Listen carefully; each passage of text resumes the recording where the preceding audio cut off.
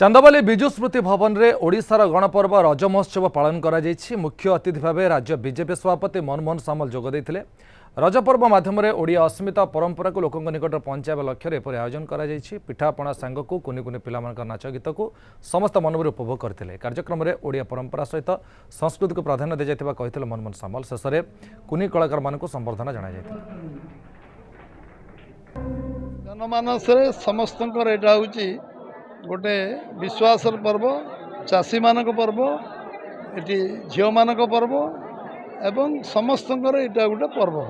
एतरे किए किए आबाल बुद्ध बनता समस्ते रजरे निजर माने पूरा 3 दिन धरी समस्त को मानती एवं चाषी कूल 3 दिन चाषबास बंद करती एवं रज पर्व जमी को विश्राम दियंती, आम मातृ को विश्राम दियंती एवं ये पर्व रे समस्त भीतर गोटे पारिवारिक आत्मिक संपर्क तैयारी हुए। ये पर्व समस्त आत्मविश्वास पर्व, उत्साह पर्व, प्रेरणार पर्व, समस्त पारिवारिक पर्व एवं ओडिशा अस्मिता को बजाय रखा ये गणपर्व समस्त भीतर आंदोलित हो।